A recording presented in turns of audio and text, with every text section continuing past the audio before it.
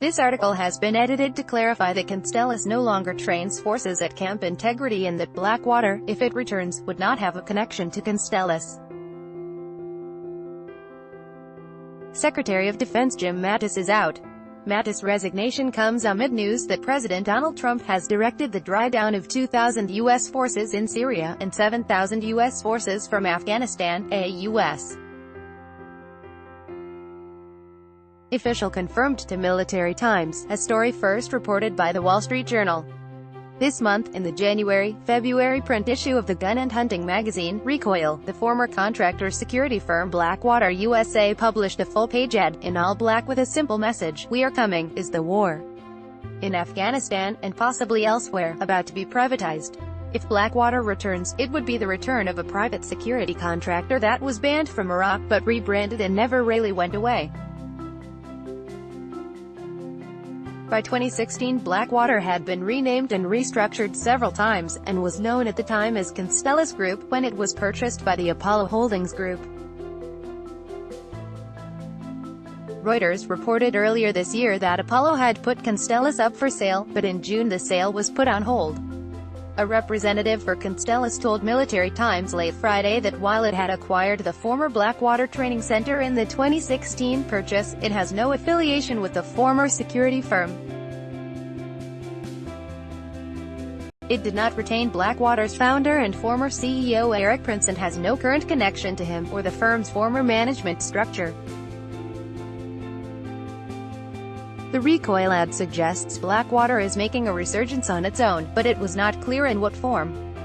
The public affairs firm that handles Prince's media engagements told Military Times Friday that he would not be able to speak beyond what was in the media. At this stage, Prince has courted President Donald Trump's administration since he took office with the idea that the now 17-year Afghan war will never be won by a traditional military campaign. Prince has also argued that the logistical footprint required to support that now multi-trillion-dollar endeavor has become too burdensome. Over the summer and into this fall, Prince has engaged heavily with the media to promote the privatization, particularly as the Trump administration's new South Asia strategy, which was crafted with Mattis, passed the one-year mark. Constellis, which had maintained a footprint at Camp Integrity by the Kabul airport through its previous iteration as Academy, the firm no longer trains there, the Constellis spokesman said. The news of a leaning on a smaller number of privatized forces, instead of a larger U.S. military footprint, and contracted support for U.S. forces that knew few bounds and at times included coffee shops, base exchanges, restaurants, a hockey rink and local vendor shops, may be welcomed by current U.S. military leadership on the ground. That includes former Joint Special Operations Command Chief Army Lieutenant General Scott Miller, a source familiar with Miller's approach told Military Times. Miller replaced John Nicholson as the head of all U.S. and NATO forces in Afghanistan in September. In a previous exclusive interview with Military Times, Prince said he would scrap the NATO mission there and replace the estimated 23,000 forces in country with a force of 6,000 contracted personnel and 2,000 active-duty special forces. The potential privatization of the Afghan war was previously dismissed by the White House, and roundly criticized by Mattis, who saw it as a risk to and place the nation's national security goals in the hands of contractors.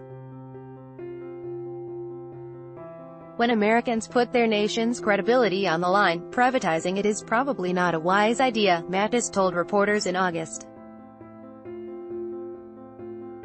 But Mattis is out now, one in a series of moves that has surprised most of the Pentagon. Drastic change would be more likely now, one DoD official said.